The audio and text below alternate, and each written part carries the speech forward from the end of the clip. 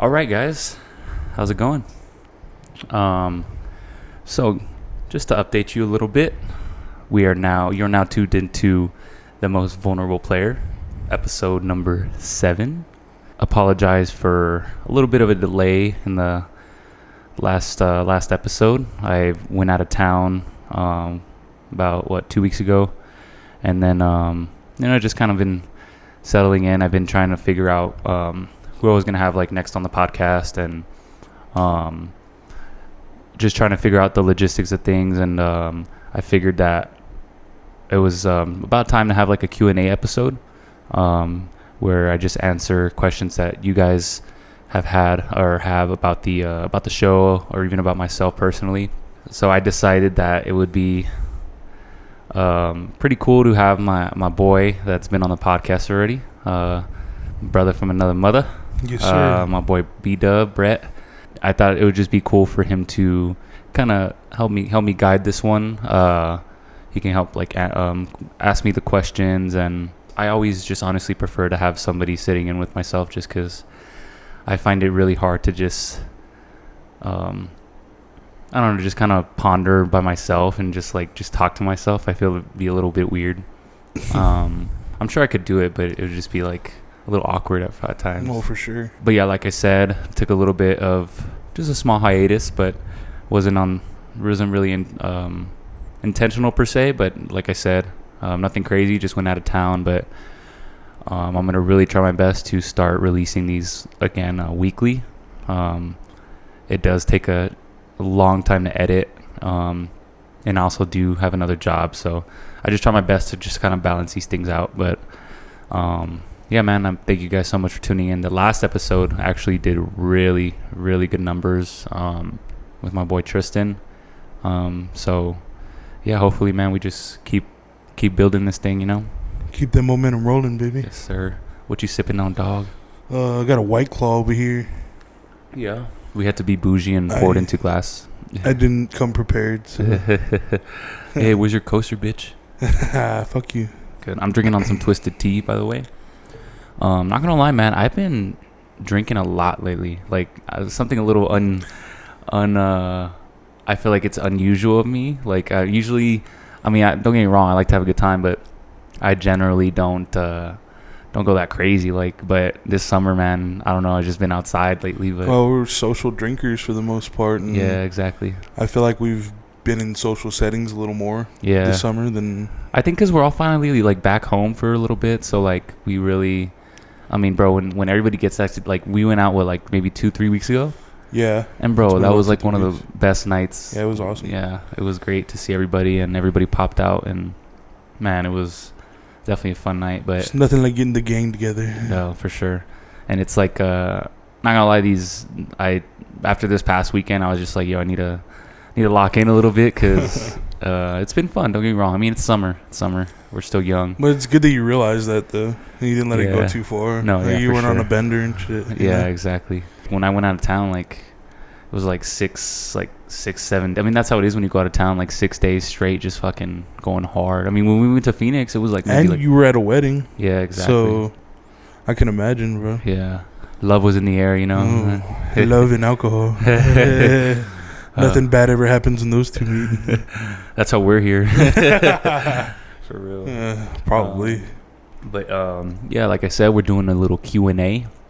I posted a little something on my story, a little poll to see what questions you guys had, and got some good ones, man. We'll see how this goes. My boy Brett has these questions, and I thank you guys for really just engaging and just really just supporting the show. Like, you guys sending in questions, like you're literally a part of the show. So I hopefully I can do more of these. I think actually going forward, I think if people respond well, I think it would be pretty cool. Like, to even whatever topics that are hot, like about, like, I don't know, relationships, friendships, mental health, like just us discussing them, and just, I think it'd be cool for a lot of people. For sure. I love this idea, dog. Like, I know it's kind of last minute.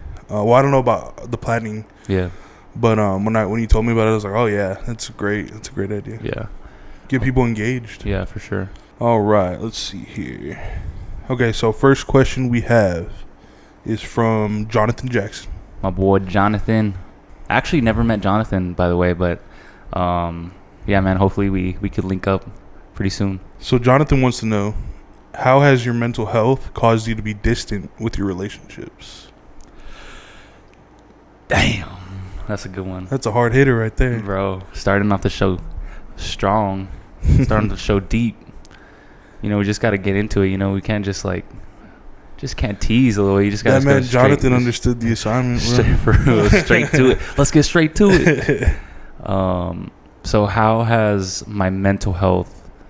Sorry, repeat that again. Okay. My fault. I'm gonna do. I just want to make sure I'm getting the right word for word. Yeah. How has your mental health caused you to be distant with your relationships? Distant with my relationships. That is a good question, and actually something I've actually reflected on quite a bit, especially lately,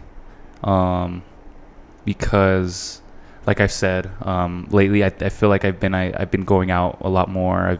I feel like in the past year, in particular, I think I've really like made it an effort to just kind of step out of my comfort zone and really just meet new people and meet new friends. And I guess because it has a lot to do with how lonely I felt in the past, and I think loneliness can be a really big part in something that can either just prolong your anxiety, your depression, or just exacerbate it. You know, I think like we're social creatures, bro. Like it's no mystery like why we need like a good circle. People have like their circle of friends and really just want to do things with other people because, I mean, it's really essential to your overall mental health and well-being. And I guess just going to that question, I would say that in the past, I guess when it comes to whether it was like,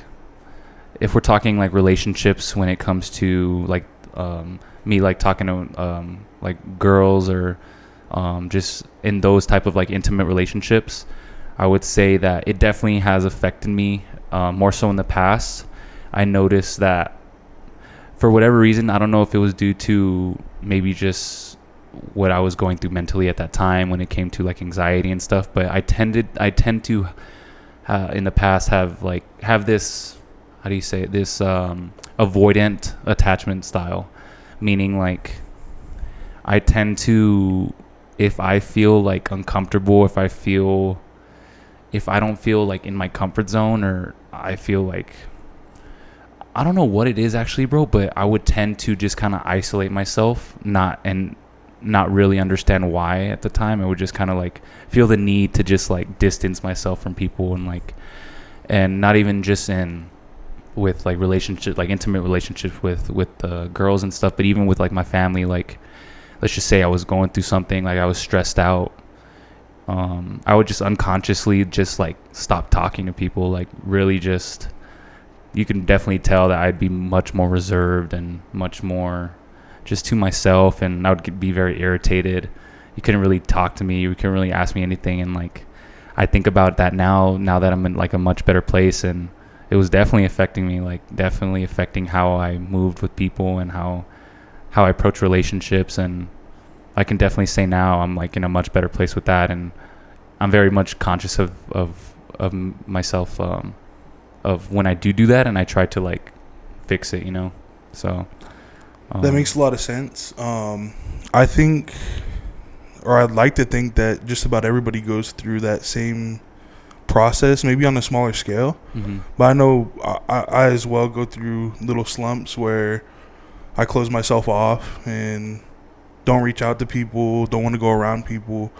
And I don't think it's necessarily like a conscious decision that I make. More so, when I think about it, it could be our mind subconsciously telling us to take care of ourselves, mm-hmm. right? Or do what we need to do to fix what we're going through at that time. It's a way to make sure that we're putting ourselves first, I feel like, and getting over that hump that we need to get over. Obviously, I'm speaking from like a short term, like, because I've gone even weeks before where I'm just closed off and I won't reach out, or mm-hmm. and that's honestly, thinking about it now, is what makes the most sense to me, is that it's really just a period where your mind's telling you to take care of what you need to take care of. Yeah. But I think that's common, bro. I think, like, I'm not sure. I mean, everybody's different, of course, and I'm not sure like how long it usually lasts. But I know that I've gone through stretches of time where it's like closing yourself off completely. No, for and so I think that's, I mean, it's pretty common. I think it's normal in people to express that. Yeah. And I could also, like, I definitely agree with that I think everybody goes through those slumps where they just kind of close themselves off. But there has been moments in the past where, like, let's just say I'm talking to, like, a girl or something, and honestly, things will be solid, but for whatever reason, I look back at it now, I'm like, I don't know why, like, I don't know, I just felt like, you had to put some distance between them. I don't know what it was, but, like, I would probably need to think more about that, because it's something that I really haven't experienced recently, because, like I said, I think I'm in a much better place, and I don't know, I'm also, when I'm talking about these things, I was like 3 years ago, and I mean, at this age, we jump in maturity very quick. Like, from 19, even though I'm 23 right now, I wasn't the same person I was only like a year or two ago, dude. Like, I think we make humongous leaps in a very short amount of time. But also another point when it comes to, like, just distancing and really just relationships, right? One thing I have noticed too is just being in a better place mentally. Like, even when I go out now, like, just in a more social setting, like, let's just say I'm like in a social gathering, or even like at a bar or club or something, like, I feel much more comfortable than I used to. I don't know, like, only maybe like a year or two ago, I would definitely say, like, I didn't fully realize that at the time, but now that I feel the way I do now, looking back, I'm like, I was really, like, anxious in those situations that I didn't really, like, understand at that time. Like, I was very I guess you can say, like, I definitely had, like, social anxiety. Like, I would just go in and I would kind of, like, there's a bunch of people, I just kind of, like, I don't know, just kind of freeze up in a shell way. Up a yeah, definitely shell up, and yeah. like, I just feel like everybody's, like, looking at me, and, like, I just feel like super ultra self-conscious, where I feel like I feel the need to leave type shit. Like, I'm not even having a good time, like, and I'd see other people having, like, a really good time. I'm just like, damn, like, I don't know if I'm just, like, not, like, something's wrong with me, or, like, I'm just, but I think it was definitely, now that I realized it, for sure, I think it was a little bit of, like, social anxiety, where I felt like just very just very uneasy in those moments, you know. But do you feel like, I mean, it sounds like, and not to assume, again, correct me if I'm wrong, but it sounds like you began getting more comfortable in those social settings once you started getting more comfortable with yourself, right? Like, yeah. Like, once you calm down internally and, like I don't want to say found yourself, but like, really started to gather who you were, and, like, obviously maturity, and, like you mentioned earlier, is a big part of it. But once you're comfortable with yourself, I mean, I'm sure that directly correlated to you being comfortable around other people. No, that's probably on the money, honestly. Like, not to say that, like, I definitely feel like I still have so much to work on, but I can definitely say, just when it comes to, just kind of knowing who I am, and, like, the person I am, definitely has made those leaps, I would say, in the past, like, year. So when I look back, I'm like, that could definitely be the case, where I was just kind of, like, maybe unsure, maybe just not confident in the person I was, you know. So I think that definitely can play a role, for sure. That was a good question. Yeah. Hey, shout out to Jonathan. Hell yeah. Hopefully that answered it. Okay, so the next one, it's going to be from EP Hype 94. All right. EP Hype. He wants some bulking advice. Sheesh. That's what I'm talking to my boy right here. Mr. Anytime. He wants some bulking advice from Mr. Anytime himself. Yeah, so just some, I'm actually very, I'm flattered that someone asked me for bulking advice. Bro, because you, honestly, I mean, you put it up on IG and stuff. The transformation, bro, you did, like, bulk up, bro. You noticed a difference there? Yeah. Oh, yeah. Appreciate it, bro. Yeah. Yeah. Well, it was definitely, Definitely a long time coming, but I would definitely say I for sure made a conscious decision in that. Where so just for context, I'm gonna definitely answer your question, EP Hype 94. Um, but I would say when it came to like when I got back from Thailand, when I traveled, I think I was like what I'm 6'4" right now, and I was like 170, 173.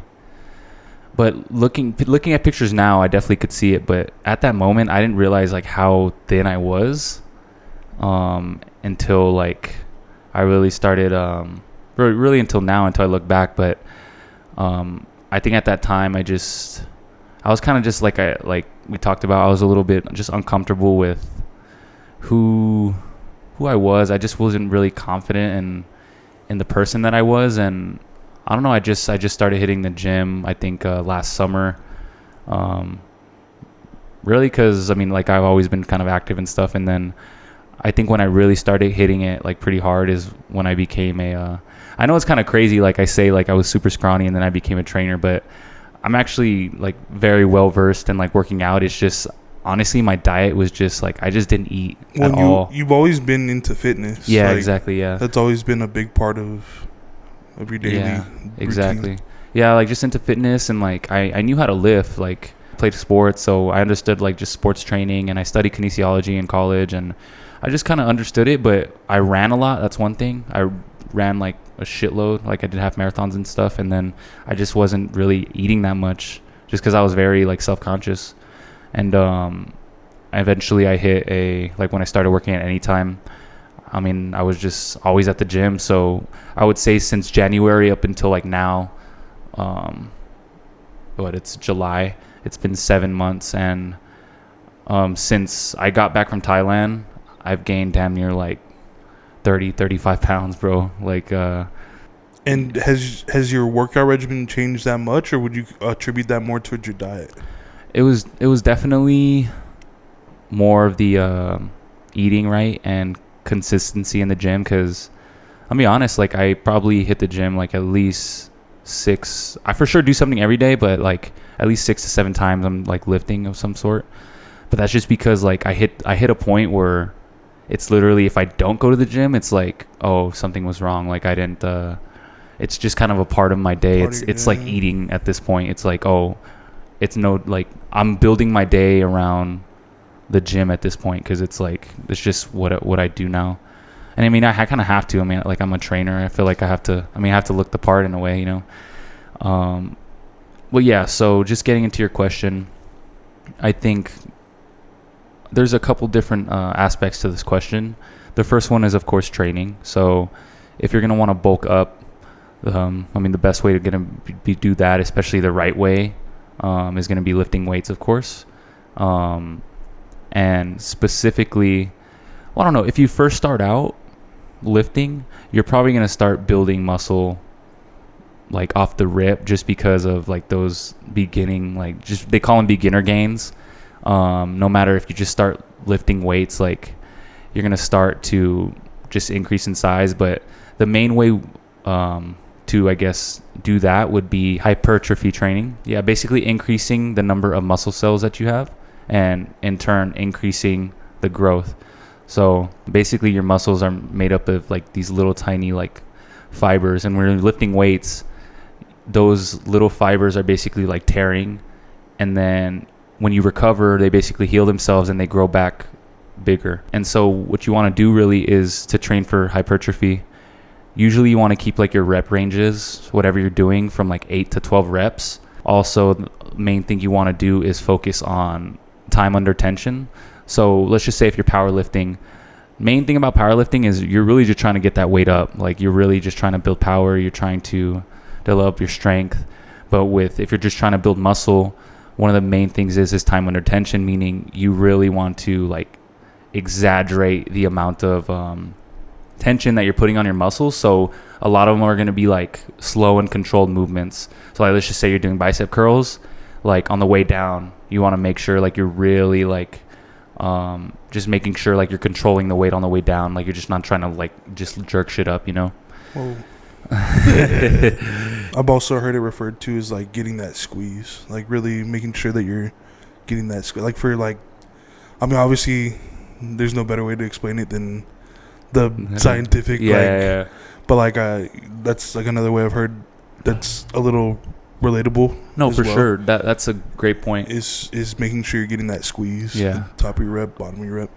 But like you said, control movement. Yeah. I mean, that's what I tell my clients. Like every time, let's just say you're doing curls, squeeze at the top. Like make sure you squeeze. If you're doing hip thrusts, make sure you're squeezing those glutes at the top. Like you really want to make sure you're feeling that movement. And I would say when it comes to that, the training, it's also just got to be pretty consistent. Like at least when you first start out, like 4 to 5 times a week. Even if you do 4, it's solid. Starting out, anything when you're first starting out works. But the second, which a lot of people tend to neglect, is your diet. That's going to be I would say if it's not 50-50 diet and training, it's like maybe a little bit more diet, bro. Like for sure. Because your diet's going to be everything. Like especially let's just say like you're scrawny, you don't have much muscle on you. The amount you need to eat is actually more than you probably would imagine. It's actually pretty hard to gain muscle if you're pretty small. So the main thing is you're definitely going to want to be consuming a surplus of calories. You're going to be wanting to consume more than your maintenance calories. I'm not going to go into depth because in order to find like your maintenance calories, we need to like take your weight, take a whole bunch of different like measurements to get your maintenance. But once you get your maintenance calories, the amount of calories that you need to just maintain your weight, you get that and you start consuming, I would say like 200 to 300 calories above that to start out, depending on how fast you want to gain weight. Because some people, like, you don't want to gain fat, like you don't want to gain too much fat when you're bulking up. You want it to be mainly muscle mass, right? So you want to make sure that you're not overeating too, because that can definitely be a thing. But to get more detail, I would say your macronutrients are huge as well. So protein, I would say at least a gram per pound of body weight. So let's just say I weigh maybe 208, 210 right now. I should try to be hitting at least like 190 to like 200, 210 grams of protein per day.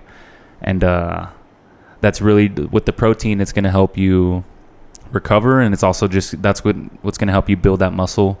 If you don't eat protein, most of the time you're not going to grow. Like protein is just essential.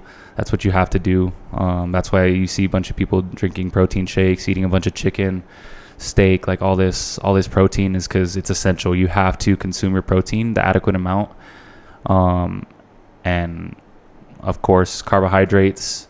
You need to eat your carbohydrates to fuel your workouts. I mean, basically that's where you get all your energy from. And then of course your essential fats. But I can literally have a whole podcast about nutrition. But so for a more detailed breakdown and a personalized like program, come see this man at Anytime. Yeah, exactly. Like come see this man at Anytime Fitness. Yeah, exactly. He'll get you right. I work at Anytime Fitness on Montwood. Go ahead and hit him with that plug. Hit him with the plug. Yep. And yeah, come see me, man. So real quick, my question on top of that question. Yep. Which might have already been part of his question as well, just not in the detailed nitty gritty. But supplements. You take any supplements? Only protein. Yeah, I mean, I would say. What kind of protein do you take? So that's a good question. I take whey protein. It's generally, I believe, I'm not a nutritionist, but I believe it's the fastest metabolizing, meaning, like, it's really good to take that after your workout because it's your body's going to metabolize that protein faster than it would like casein or isolate or other proteins. Yeah. So that's why you see a lot of people like do the whey protein like pretty like after their workouts and stuff. So I stick to the whey.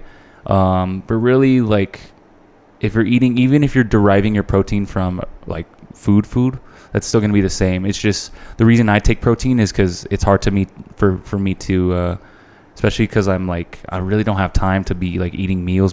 So I do a protein shake because it's just an easier way to intake that protein. But You don't need a protein powder per se, but a lot of people take what were you gonna say? Well, it is what it like. It's meant to be what it's called. It's a supplement. Yeah, exactly. It's not supposed to be your main source of protein, but it's a supplement. So, like you just said, the way you use it, it would be really tough. You'd probably have to eat a shitload of meat. Yeah. Pause. To get your daily protein needs filled. So that's where that supplement comes into play. Yeah, exactly. I take, I don't know if it has to do with bodybuilding or strength or anything, but I take fish oil just because I really don't eat fish or really I don't eat much seafood, and a lot of fish has omega-3 fatty acids in it. Good for your heart. Yeah, exactly. And it's good for your joints, good for your brain. It's actually really good for your brain. And so I do supplement with that because I really don't eat fish. So that's one thing. But other than that, a lot of people take creatine. I personally don't, just because I didn't like the way, it just made me feel full all the time. I just didn't like the way I feel on it. But it does work. I felt stronger on creatine for sure. But like I said, it's just these supplements. And like I said, I think if you're really, really interested in more nutrition advice or more fitness advice, for sure, just hit me up on IG, or like I said, like Brett said, come see the boy at any time. Hit him up. All genders. We have a question here from Steph.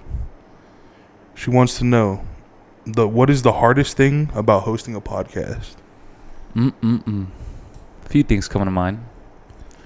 And I'm sure there's gonna be a lot more. Barely in episode 7, but a few things that come to mind right now is that I would say number 1 is the consistency.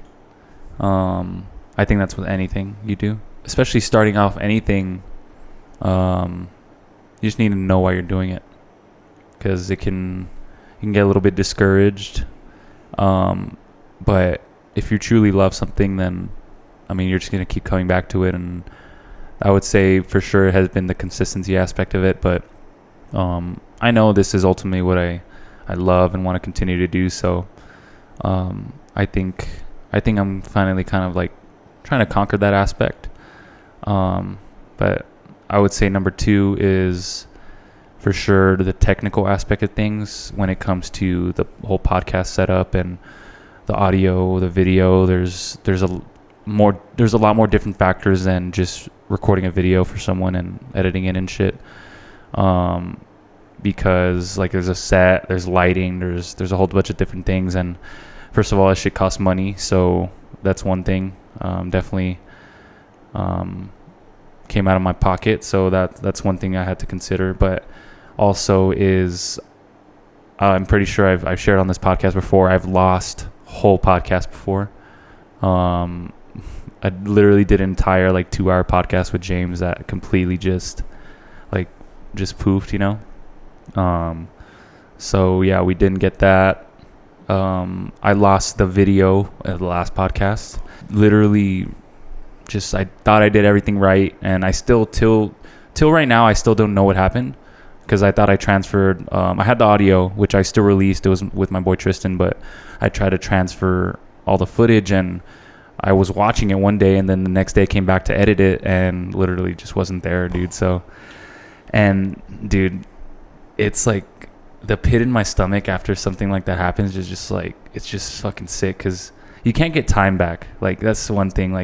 I wouldn't mind, yes, it happens, but it's just, especially when you felt like something could be so good, with the audio was still amazing and it did really well, and I'm so glad we did it. But I'm damn, if only we had the video, dog. But it's also important to remember that you're gonna have those growing pains. Yeah. It's with anything, but I've been watching and listening to podcasts for a while before I came on the first episode. Mm-hmm. Before I was a guest on the first episode, and pause. and and I didn't know the half of what went into having your own podcast, running your own podcast. Yeah. When I was up here looking around at all the equipment, you were explaining to me every detail, I was lost, bro. Mm-hmm. Once you get an idea, it's like anything else. Once you learn and you know what you're doing, it's, I guess, not too much of a big deal. Mm-hmm. but for somebody on the outside looking in, it seems like a lot. Like it's like whole like Yeah. it was really surprising to see all that went into it. For sure.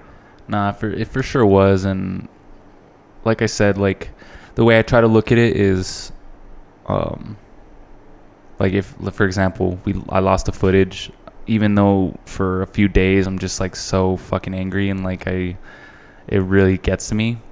I really try to remind myself, like, even if it's not truly the case, it's like lost it for a reason, probably.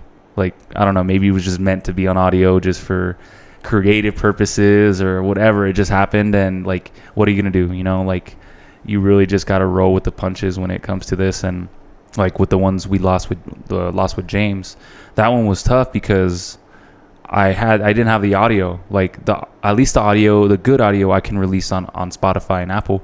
With James, I had the footage, but I didn't have the good audio, so I was literally just left with like pointless footage. And so that one was tough, but thankfully, I mean, I needed one with James, because I mean, his story is like crazy, man. So, and I mean, we talked about so many good things, and what's crazy is the second episode was actually, I think, much better than the first. Like, nobody got to see the first, but the second one, like, I don't think we could have done it any better. So I think it works out, I guess, you know. For sure, yeah. That's a good mindset to have too. Yeah. Like, everything happens for a reason. You know? Yeah, for sure. Honestly, when it just comes to really just wanting to make sure it's good and wanting to make sure it's like something that people actually want to listen to and tune into. Because like there's so many podcasts out there, bro. So like it's always one of the hardest things is just trying to figure out what's going to make this like stand out, and just wanting to make it impactful and wanting to make it just different from other shows, you know. So I think that's something that it's a little difficult at times. And like I said, like I go back to just it's a little discouraging, because sometimes you think about like, oh, like what's gonna want people like tune into this show, you know. But at the end of the day, I really just try to like I said, keep in mind the first point I made is like, I'm doing this because I love to do it, you know. And so yeah, I think that's just one aspect, is really just I think it's just like we talked about before, just getting out of your own way. I think that's the biggest thing. Like whenever you're doing anything, is like, if you really think about it, the reason someone stops doing something is because obviously there's a lot of factors involved, but let's just say when it comes to like doing something creatively, like you stop because you decided to, you know. And obviously like some things have to come to an end, but at the end of the day, like who's saying, like most of the time it's just us getting our own way, like whenever it comes to not doing what we want to do, you know. I think that's the biggest thing. So I try to always keep that in mind when doing this. So to tail off that a little bit, what would you say is your biggest piece of advice to someone who wants to get started? Like, just number one overall thing that they need to do if they want to start a podcast tomorrow? Yeah, that's a good question.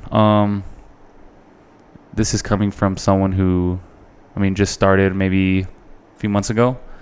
So obviously, like I said, I still have a lot to learn, but I mean, I started it. So that's something that I have experience from, and I can relay onto that. And I think when I was first starting out, I knew I wanted to do a podcast, but I wanted to make sure I revolved it around something, because I just didn't want to come in here and like, not that we couldn't have really like good times, like just conversating and just like shooting the shit, but like at the end of the day, like people are tuning in because they're looking for something in their life, and you want to provide some sort of value to them. That's the main thing, is like people are going to tune into you because they feel like you have something. I mean, it sounds a little selfish, but I mean that you have something to offer to them. That's ultimately what it is. And that can be anything. That's whether like them listening to your personality, them listening to the way you talk about things, them listening to like your stories. At the end of the day, you're providing value to someone. So when I was first starting out, I was like, how can I provide the most value to somebody while doing this, you know? And the common denominator was just mental health, because I think that's something I have a lot of experiences from. So that's one thing. Anything that you feel like you have knowledge of, and a lot of experiences of, that I think that's a place you start, and you really want to build your podcast around something, a topic, a niche that you have some sort of not expertise per se, but something you definitely can talk about, something that people can come to you to talk about. That's definitely one thing. Next thing is it all depends how the type of quality trying to achieve, because I've done video work in the past, and like I've just been in that realm. I wanted to make sure that like it looked good, because I mean, quality is a way that can set you apart, right? So another thing is just going to be, I mean, money also. Like you need to buy equipment. You need to, depending on how much money you want to invest, it's going to cost some money for sure. But let's just say if I were going to start and I just wanted to, the baseline was just to start a podcast, then I would say really just getting bare bones, like mics, a camera if you wanted video, and just a recording device that you can run your mics through. And it's honestly, if you really think about it, anybody could start a podcast. It's just, and there's another aspect as well, is really just putting it into action, because there's so many people have ideas and want to do something, but this, that, I don't got the money, I don't, who's gonna listen? Like, those are all questions that your mind is just coming up with just to prevent you from doing it. It's really important to not pay attention to that type of shit, And I think it's important to note that you didn't wake up one morning and say, I want to start a podcast, and then the next day you were recording. Starting. This has been an idea that's been in, at least months and months and months, if not year at least, know, that you've had. And so that's the thing. I mean, the important thing is that you stuck with the idea and kept doing what you needed to do to get it where it is. Yeah. But it's not something that if you really wanted to, you could put something up overnight. But the idea is that if you really want it to be a quality setup and project, then it might take a little bit of time. Yeah. But the fact that you stick with it and do what you need to do to get it where it is important. And also, I mean, one aspect that I did not touch on, which probably should be number one, is knowing how to edit. And like, even if it's not editing a video, it's editing, like just cutting up audio, which can definitely be a learning curve. So it's not easy, but if it's something that you really passionate about, like, for me, it was like, I can sit here and say, like, I'm sure everybody has that one thing that even if time goes by, like it constantly just kind of lingers in your head. Like, even if you haven't thought about it in a while, it just pops in, like, like I've been wanting to do that, man. Like I've always wanted to do that. And I just finally hit a day where it was like, well, I have time, and if I'm not going to do it now, I'm probably never, like, I just don't know, there's never going to be a right time. So yeah, man, there's a lot, it's simple, but yet it's not. I think that's with anything in life, right? Things can be simple, but there's definitely a lot of intricacies that definitely you have to think about before you do it. So yeah, like I said, if you have any other, you want me to elaborate more on these things, hit me up. He said his inbox is open. That was a good question, Steph. Yeah. Let's see what else we got here. All right, so Daniel Vargas wants to know. This is my boss man at any time. Oh man, he's gonna be happy to hear them anytime plugs coming through. Yeah. This is a good one. Are men held to the same standard as women when it comes to mental health? Damn.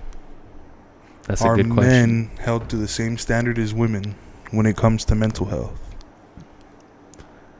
Damn.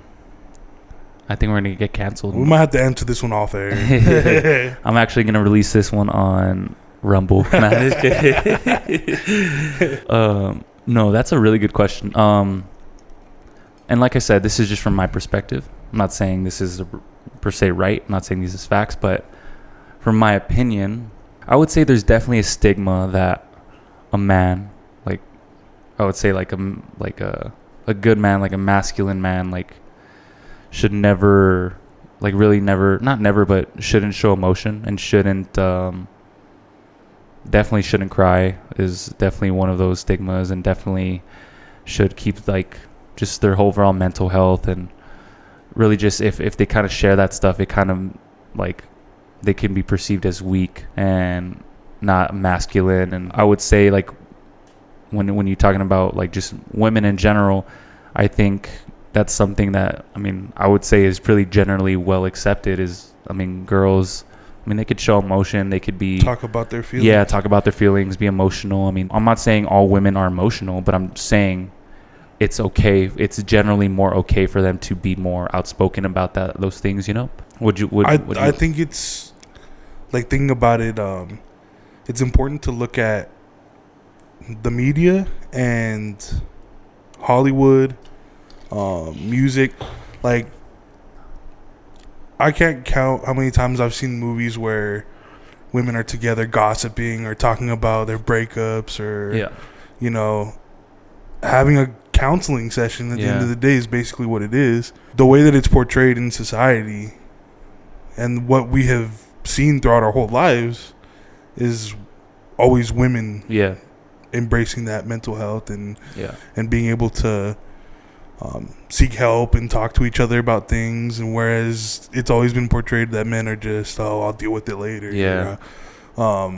It doesn't bother me, you know. Or like, I mean, now that it is getting a little more progressive, I wouldn't be surprised if there are some movies now or movies coming out where it's a little different. But like as far as what I've seen, like in the past, it's always been portrayed that way. No, like, for sure. I definitely think it's changed in recent years for sure. But just like when I was thinking about this topic, because it's something I think about a lot, because I mean, I'm literally a man that has a show about mental health. So I think about it, and I would definitely say that I think it's important to really distinguish. There's a difference between someone, because the facts is that everybody experiences emotion. Everybody. When it comes to emotions, everybody... It's genderless. Yeah, exactly. Everybody experiences emotions.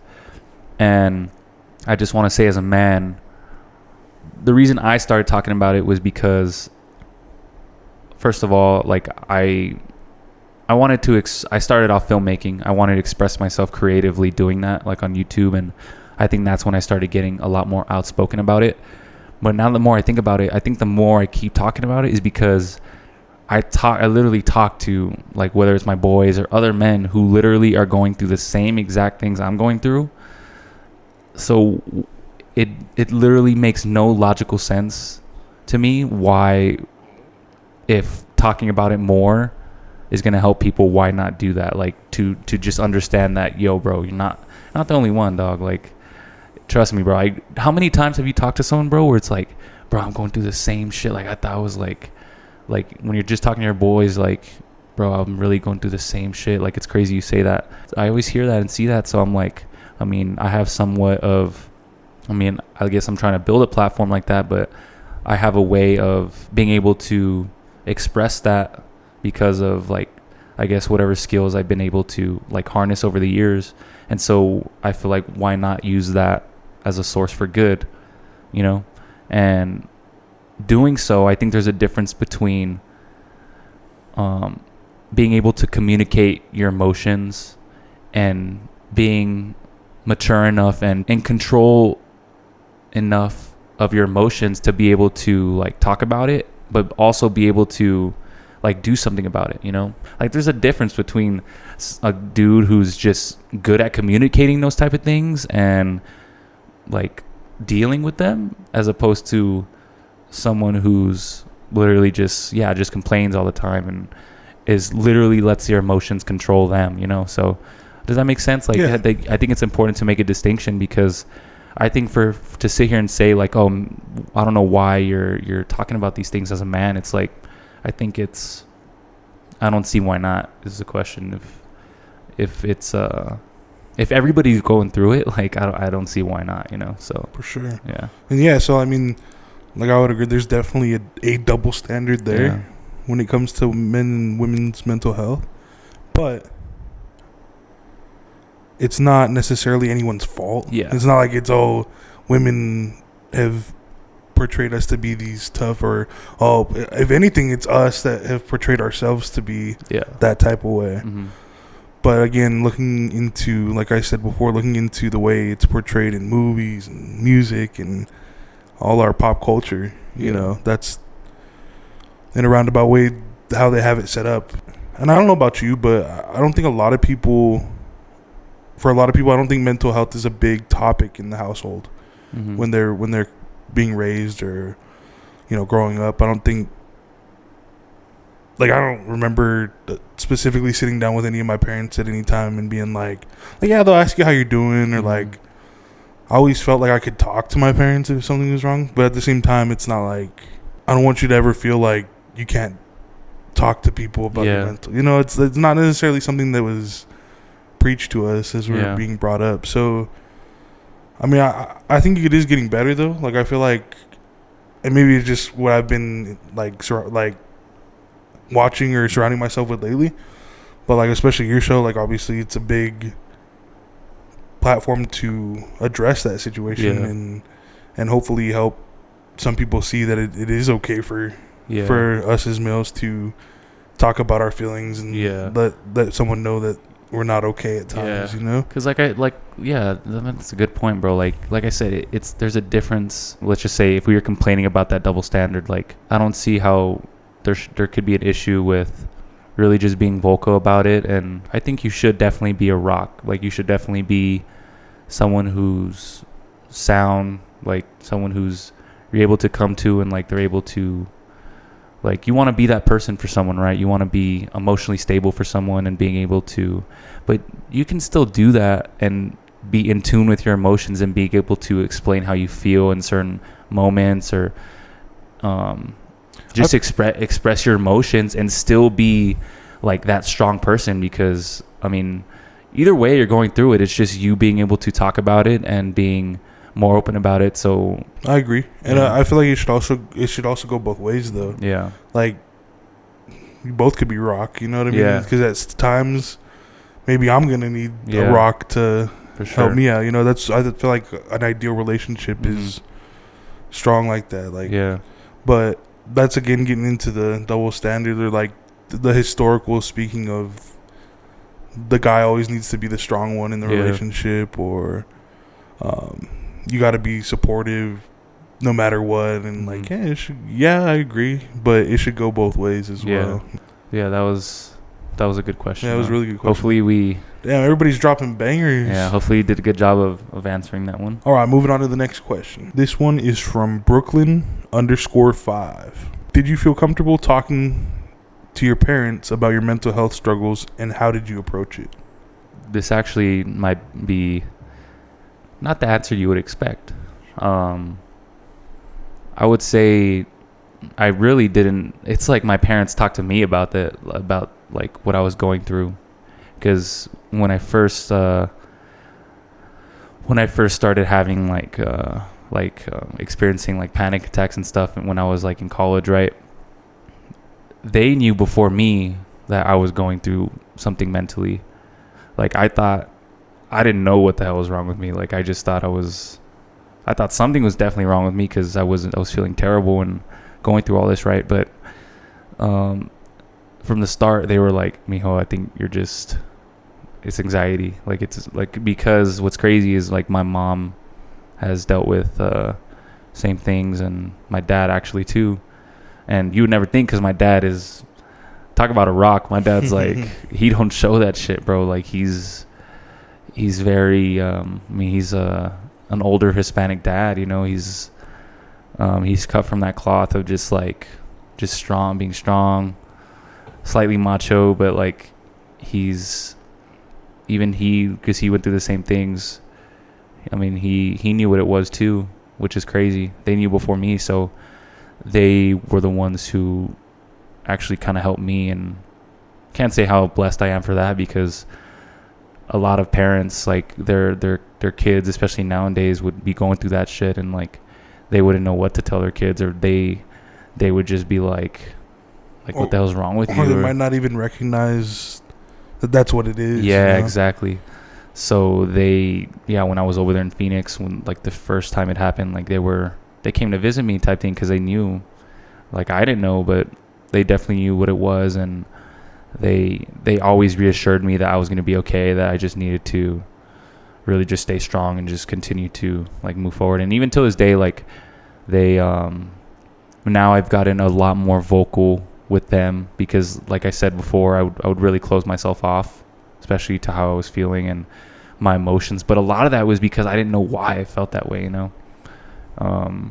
So but now it's like I'm usually much better about letting them know, like, and they know me so well, so like it's really no going around it. But I'm usually much better about telling them, like, whatever it is, like I might be like stressing out about or going through. And yeah, they've been crazy supportive throughout the whole thing. So but I would say if you're, let's just say, in a different situation where maybe your parents would be more unaware, they're not sure what exactly, like they're not too well versed in like dealing with like mental health, and especially with their kids and stuff, I would definitely say, I mean, no matter what, I mean your parents are going to love you no matter what. So I think you have to, I mean, just be open and honest, and if they don't receive it well, there's definitely someone else who will. So I was just about to say the same exact thing, bro. Yeah. Like, for sure, do your best to try and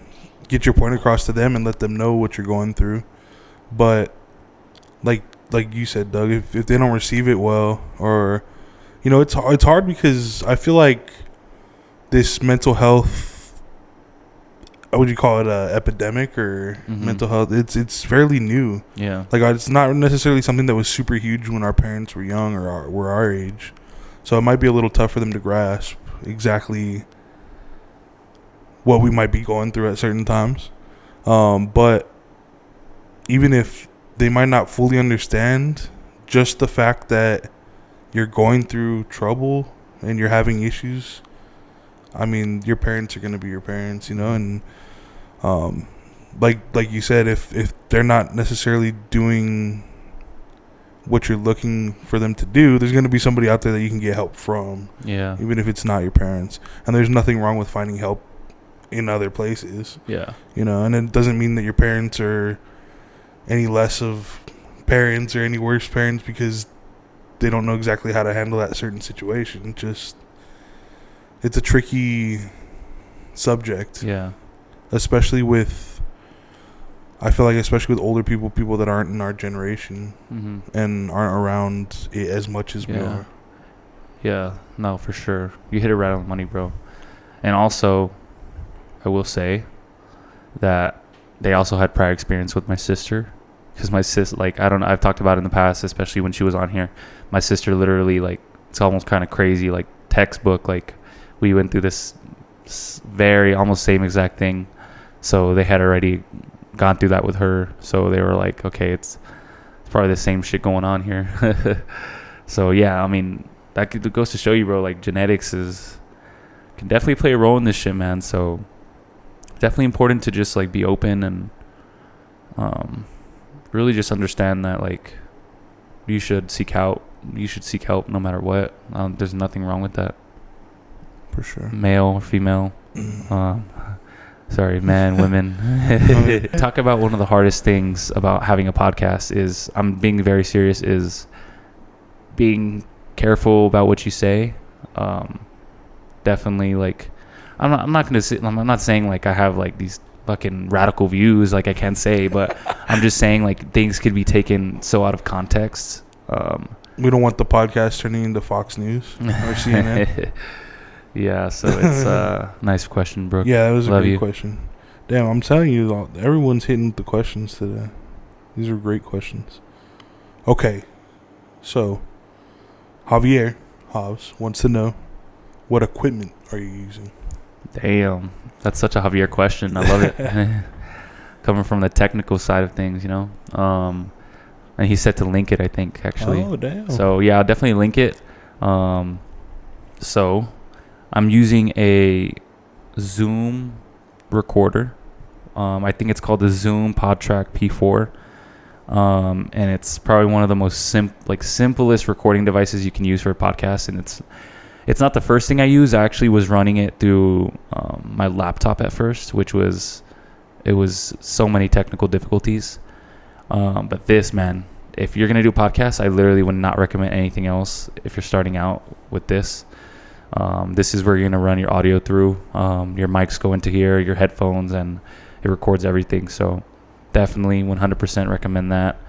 The mics, I think this is Audio Technica.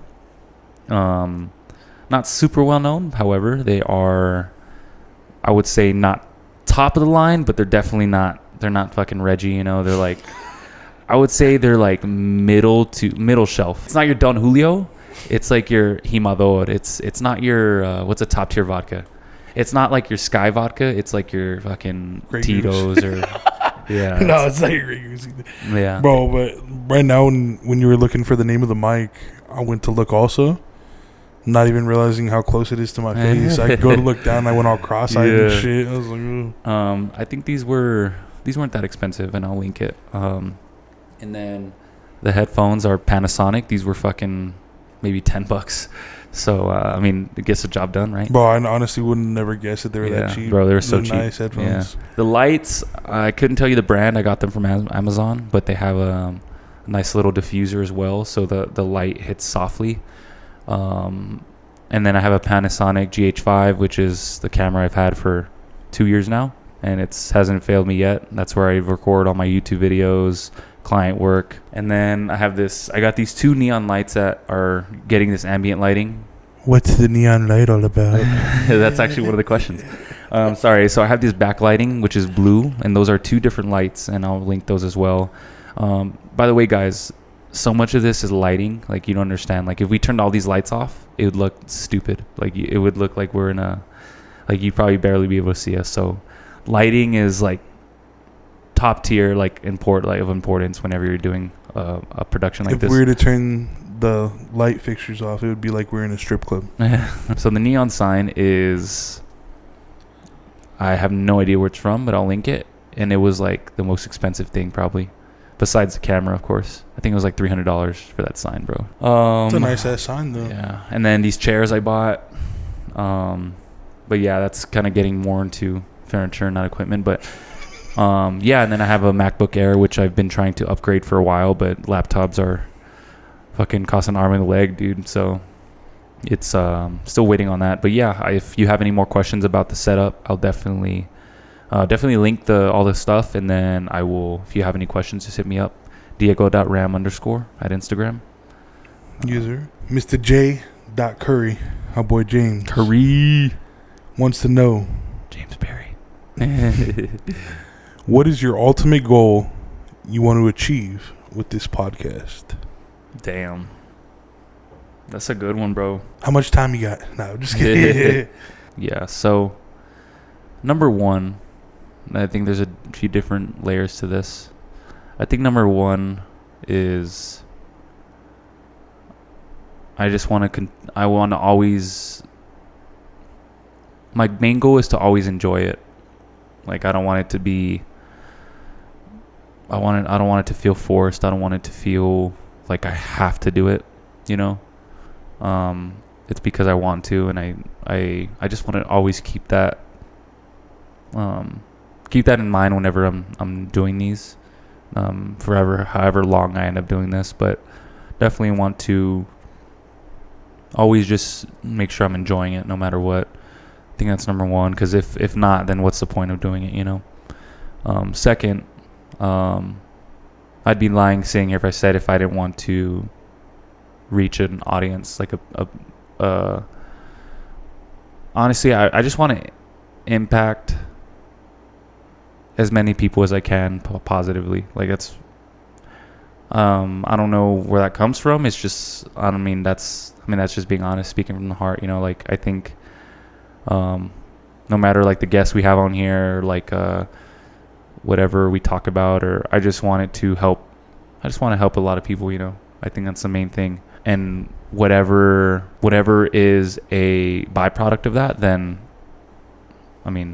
that'd be all good too. But I would say for sure I definitely want to build a platform and be able to, I think, expand this past just a podcast, like just a brand, and just being able to give people a voice, people that are in the same position as me right now.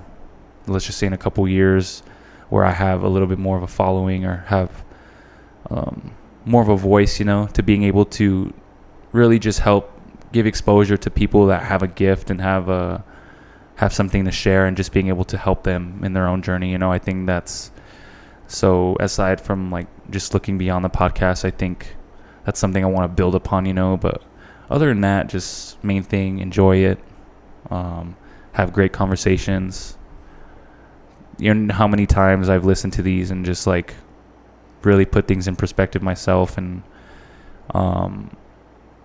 almost like just I know I'm doing right sometimes. I know it's kind of weird, but dude, I get kind of like emotional in some of these. Like there's times where I have someone sitting across, like you, or yeah, I don't know how there's not a fucking box of tissues. There is, but not for that reason. Right next to the gold bond. Right next to the Jergens. No. All jokes aside. I was wondering why this mic was sticky. No, but yeah. Fuck.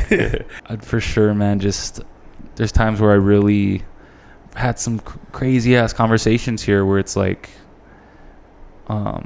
shit really hits home, and I know I'm doing something right when it can bring out that sort of emotion for me, because I don't think I cry like pretty often, but like I've definitely I'm just kidding. I've definitely like damn near teared up on this show just hearing some of your guys' stories, because it's like fuck, like there's some just, life's crazy, bro. So I think as long as I'm doing that, enjoying it, and like I said, just building what I can, Oh yeah, growing it. Great question. Yeah. At Caitlin Too Much wants to know, where's the episode with Kate? Come on, Kate. You act like I wouldn't have you on the show, Kate. I mean, it's a fair question, bro. No, for sure it is, Kate. Bad gal. Last time you were in town, I wasn't even in town. So I'm going to tell you here right now, Kate. Next time you're in town, we're going to do this podcast. Damn, that's a commitment. No, for sure. Of course. Kate, you're going to be episode 10. How about that? All right, so this is going out there. So you got to hold them. You can hold them to it. This is going to be out there. Yeah, she's going to be episode 10. Yeah? All right. You better be in town. You got your spot. So let's just say episode 9's in 2 weeks. You got to be here for episode 10. So that's you. All right. Come ready. And I believe we have one more question here. Real quick, actually, I want to ask you. This is 100% improv. Meaning I didn't give you a chance to look at the question before we came on here. Mm-hmm. But I have a question as well. And it kind of funny that I'm asking right after Caitlin was asking why she hasn't been on the show yet. Mm-hmm. But I was going to ask you, if you could have anybody on your show, on your podcast, anybody in the world, other than Joe Rogan. Oh, shit. I was looking for his first. Other than Joe Rogan, who would you have on your podcast? Oh, shit, bro. Other than Joe Rogan and Caitlin. Damn, bro. That's a really hard question. Like, they told you, you can sit down with me for 3 hours and ask me anything you want on your podcast. That's a good question, man. First person that comes to mind is LeBron.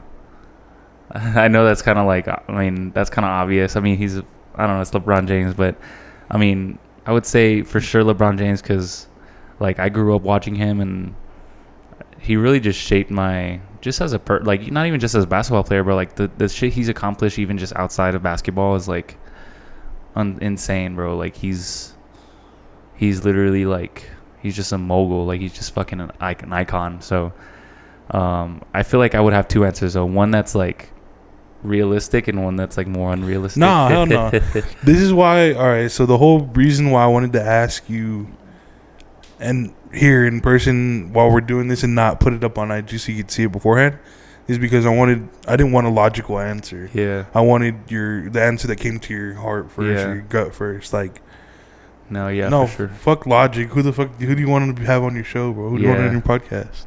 For so sure. LeBron. Yeah. That's awesome. Hell Bro. yeah. And fuck all the LeBron haters. That's who you want on your fucking podcast? It's your podcast. Guess what? Yeah, boy. Preach. But add that shit to Curry's question about the goals. Yeah. That's a goal now. LeBron will be on the podcast one day. Bro, that would be crazy. I mean, shit. Yeah, that'd be crazy, bro. I mean, I'm trying to think of, because there's so many people I could think of, like, bro, even having like Aaron Jones on here would be crazy, like, just because he's from El Paso, like, he's like a hometown hero type shit. Hear that, Aaron? Bro, there's definitely a lot that won't come to mind right now, but yeah, that was a really good question, bro. Oh yeah, for sure. Awesome. Mm-hmm. So, I think there's one more question, and we're all dying to know. What's for dinner? What's open right now? So the last question, and this is a great question also, because I feel like it hasn't really formally been addressed.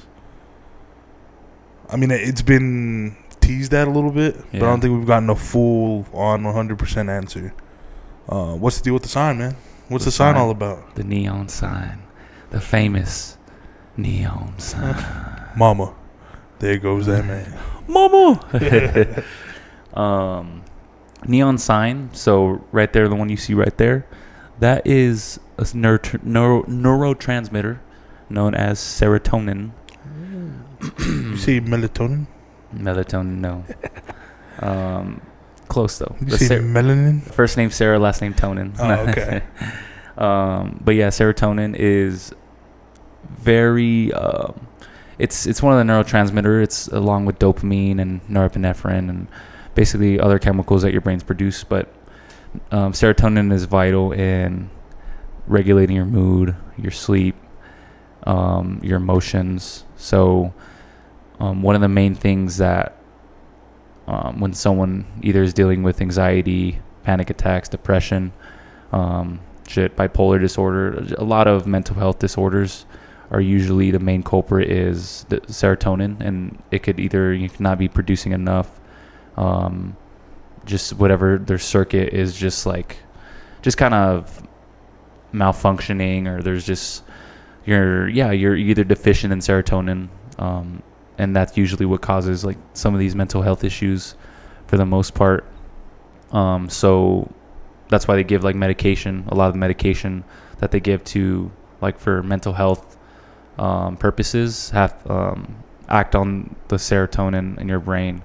And so because it shows about mental health and really just just trying to like overcome those type of obstacles, especially when it comes to someone's mental health, I thought I mean there's also wasn't many other better options, and I just saw serotonin. I was like, I think that goes like hand in hand with the show. So yeah, man, and I actually really like the idea of it being having a little bit of mystery behind it.